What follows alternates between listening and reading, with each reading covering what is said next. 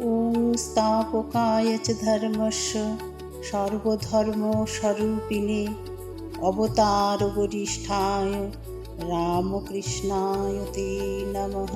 ঠাকুর, মা ও স্বামীজিকে আমার ভক্তিপূর্ণ প্রণাম জানিয়ে আজ পাঠ করব পরম পুরুষ শ্রী শ্রী রামকৃষ্ণ, পর্ব নম্বর 19।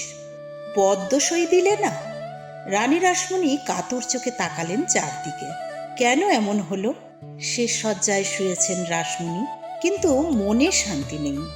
এত বড় কীর্তি করে গেলেন জীবনে, তবু মৃত্যুতে নেই কেন শান্তি? দেবী সেবার জন্যে 2,26,000 টাকায় 3 লাট জমিদারি কিনেছেন, কিন্তু এখনো দেবোত্তর করেননি সম্পত্তি। 4 মেয়ের মধ্যে 2 জন শুধু এখন বেঁচে আছে, প্রথমা পদ্মমণি আর সবচেয়ে ছোট জগদম্বা। দেবতার নামে দানপত্র সম্পাদন করছেন রানী, সেই সঙ্গে মেয়েরাও একটা একরারনামা দস্তখত করে দিক, ওই সম্পত্তিতে তাদের কোনো দাবি দাওয়া নেই। জগদম্বা সই করে দিল এক বাক্যে, কিন্তু কলম স্পর্শ করল না পদ্মমণি।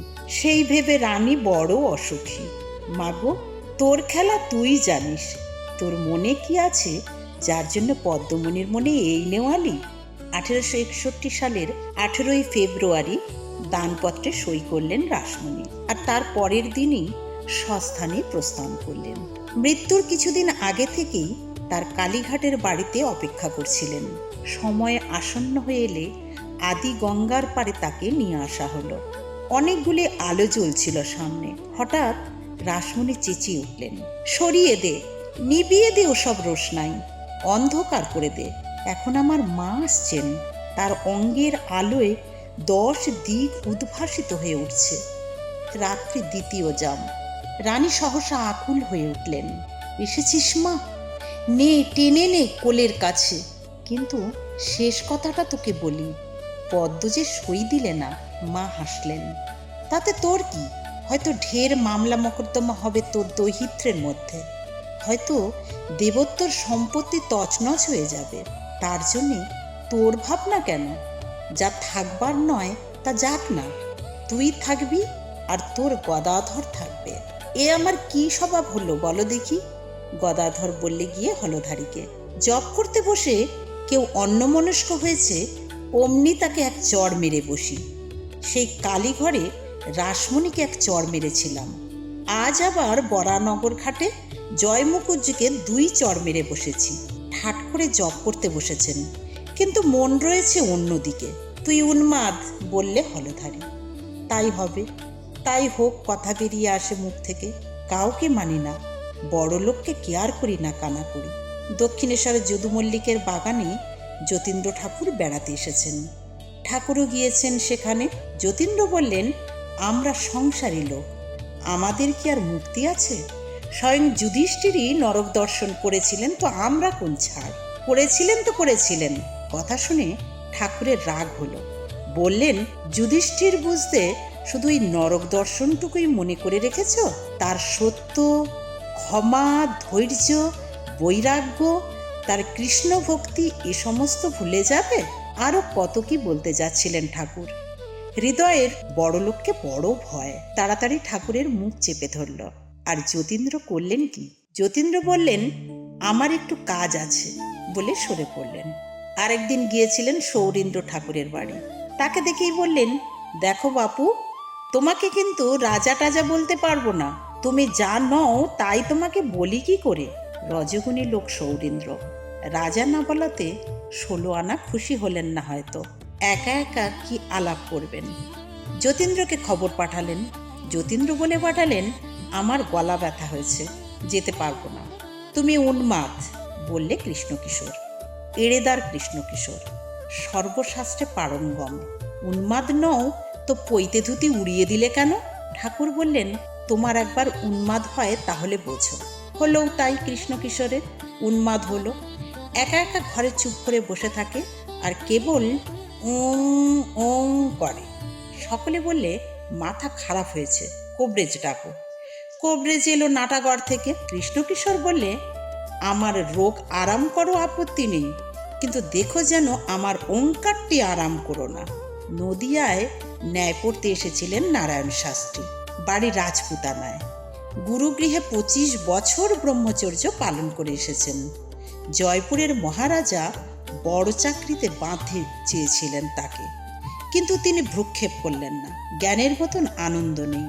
শাস্ত্র দর্শন সব তিনি মন্থন করে দেখবেন কোথায় সেই বিজ্ঞানানন্দ ব্রহ্মের ঠিকানা। কিন্তু বই পড়ে মন ভরল না নারায়ণ শাস্ত্রীর। অস্তি তিনি আছেন, শুধু এইটুকু বলা যায়, তার বেশি আর উপলব্ধি হয় না।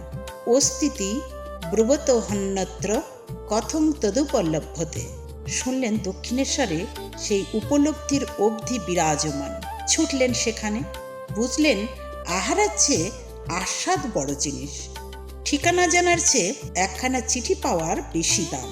কিন্তু এসে দেখলেন কি, গদাধর বাঁশ ঘাড়ে করে বেড়াচ্ছে। কাঙালিরা খেয়ে গেল, তাদের পাতা চাটছে, মাথায় ঠেকাচ্ছে। কোথাকার কে নিচু জাতের স্ত্রীলোক খাচ্ছে তার হাতের সাকান্ন। সবাই বলছে উন্মাদ, কিন্তু নারায়ণ শাস্ত্রী দেখলেন জ্ঞানোন্মাদ। পরে দেখলেন শুধু জেনে উন্মাদ নয়, পেয়ে উন্মাদ। কিন্তু হলধারি এলো মুখ ষাট মেরে, তুই এসব করছিস কি? কাঙালিদের এঁটো খাচ্ছিস? তোর ছেলে মেয়ের বিয়ে হবে কেমন করে? কথা শুনে খেপে গেল গদাধর। তবে রে শালা, তুমি না গীতা বেদান্ত পড়ো? তুমি না শেখাও জগৎ মিথ্যে ব্রহ্ম সত্য আর সর্বভূতে ব্রহ্মদৃষ্টি? ভেবেছ আমি জগৎ মিথ্যে বলবো আর ছেলেপুলের বাপ হব? তোর শাস্ত্রপাঠের মুখে আগুন। কি হবে শাস্ত্রপাঠের? ভাবলেন নারায়ণ শাস্ত্রী। বাজনার বোল মুখস্থ বলা সোজা, হাতে আনাই দুষ্কর। রানী মারা যাওয়ার পর সম্পত্তির এক্সিকিউটর হলেন মথুরবাবু। একদিন গদাধরকে বললেন, তোমার নামে কিছু জমি জায়গা লিখে দিই, কি বলো? গদাধর রেগে টং। কি, আমাকে তোমার বিষয় করবার মতলব? আমিও কি কলাইয়ের ডালের খদ্দের? ভগবানের আনন্দের কাছে আর কিছু আনন্দ আছে? ভগবানের স্বাদ পেলে সংসার আলুনি লাগে, শাল পেলে আর বনাত ভালো লাগে না। এ আনন্দ কি বলে বোঝানো যায়? বিয়ের পর অনেক দিন বাদে মেয়ের কাছে তার স্বামী এসেছে। রাত্রি শেষে সখীরা ঘিরে ধরল মেয়েকে। হ্যালো, কেমন আনন্দ করলি কাল? মেয়েটি বললে, কি করে বোঝাই বল? সে বলে বোঝানো যায় না। যখন তোদের স্বামী আসবে তখনই বুঝতে পারবি, তার আগে নয়। তৃষ্ণায় ছাতি ফেটে যাচ্ছে চাতকের। 7 সমুদ্র 13 নদী, খাল বিল পুকুর দিঘি সব জলে ভরপুর, অথচ সে জল খাবে না। ছাতি ফেটে যাচ্ছে তবু না। স্বাতী নক্ষত্রের জলের জন্য হাঁ করে আছে। বিনা সাথী কি জল সব ধূর?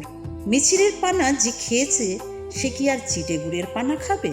কিন্তু সংসারে থাকতে গেলে টাকাও তো চাই। ত্রৈলোক্য সান্যাল বললেন, সঞ্চয়ও দরকার। 5টা দান ধ্যান রাখো। কত তোমাদের দান ধ্যান?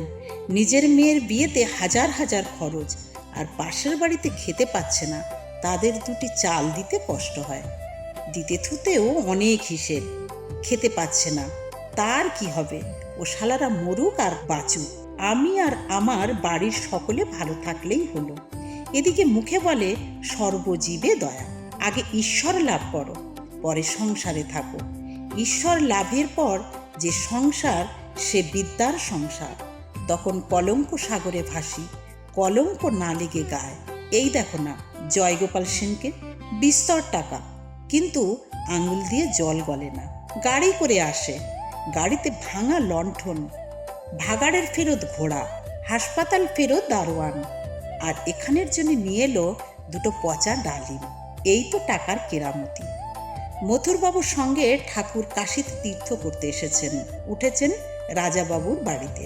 সেখানেও সর্বক্ষণ বিষয় আশয়ের কথাবার্তা। ঠাকুর কাঁদতে লাগলেন। মা, এ কোথায় আনলে? আমি যে রাসমণির মন্দিরে খুব ভালো ছিলাম, সেখানে বিষয়ের কথা শুনতে হয়নি। ছাদের ওপর ঠাকুর ঘর, নারায়ণ পুজো হচ্ছে। বাড়ির গিন্নিবান্নিরা চন্দন ঘষছে, নৈবেদ্য সাজাচ্ছে, করছে নানান রকম আয়োজন, কিন্তু মুখে একটিও ঈশ্বরের কথা নেই।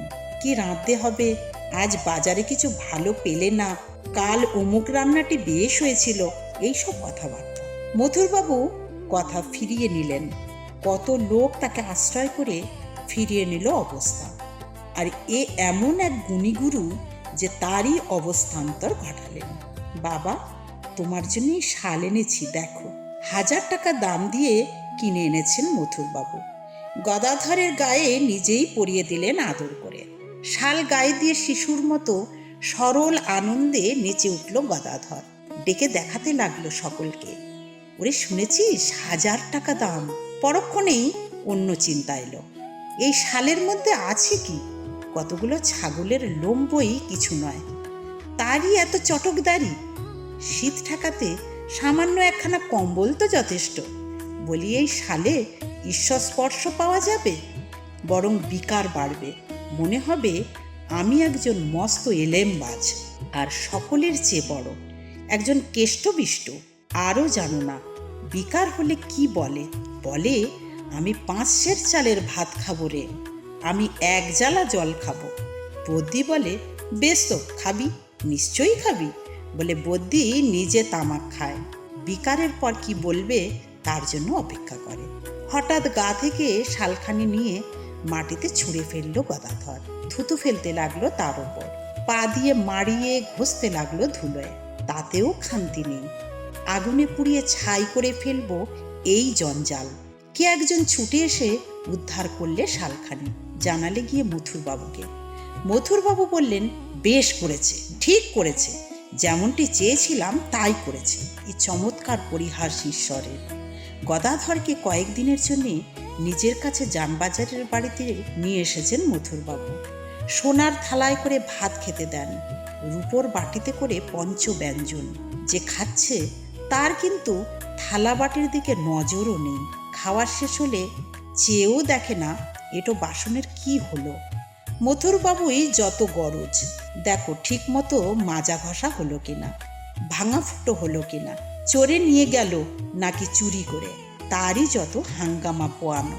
আর যে ভোজন করে গেল তার কাছে সব কিছুই একটা আশার ভোজবাজি।